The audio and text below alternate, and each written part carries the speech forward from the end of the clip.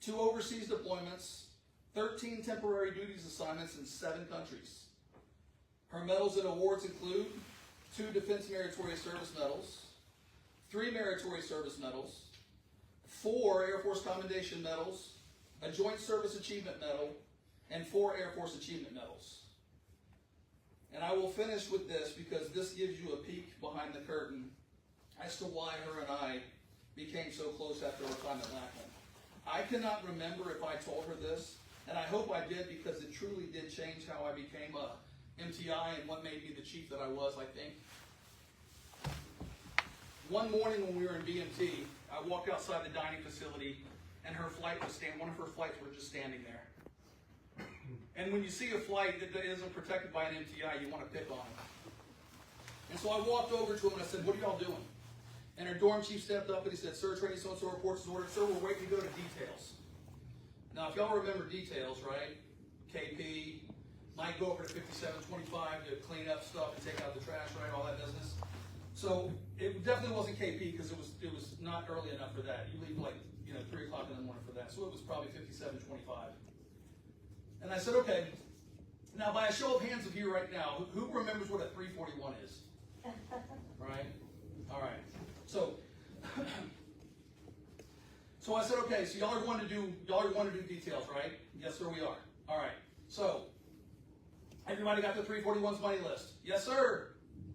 "Okay." I said, "You'll understand we pull those for excellence too, right?" And they all just looked at me like I was crazy. And I said, "Yeah, we do."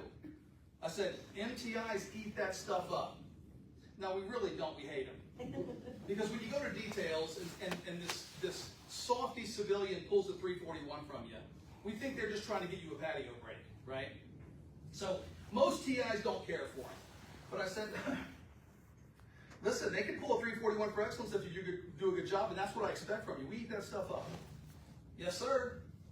And so they pressed on. Well, it happened to be that night, and I don't even remember what was going on, but I had Stephanie's flight for evening brief, okay? So she puts them through chow.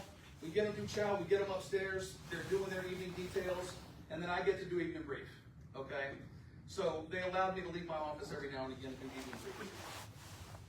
And so as I'm sitting there doing evening brief, you pass out mail and you go over the important stuff, and then the dorm chief kind of interrupts and he goes, "Sir, training so-and-so reports is ordered. May I approach?" "Yeah." And so he comes up and he puts a 341 on the desk. And it was a 341 pull for excellence. And I said, "Okay. All right, chief, sit down."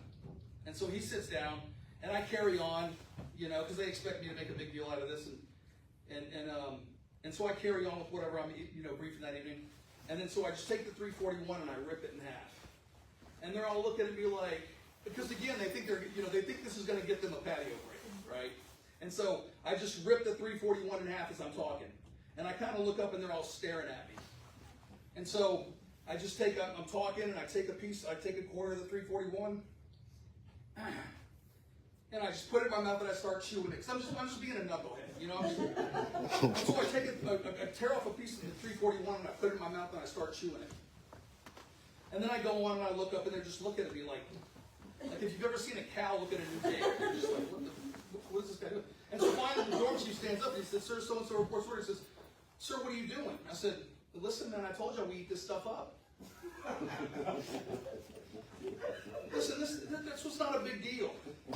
And so then the dorm chief walks up and he goes, "Sir, may I have a piece?"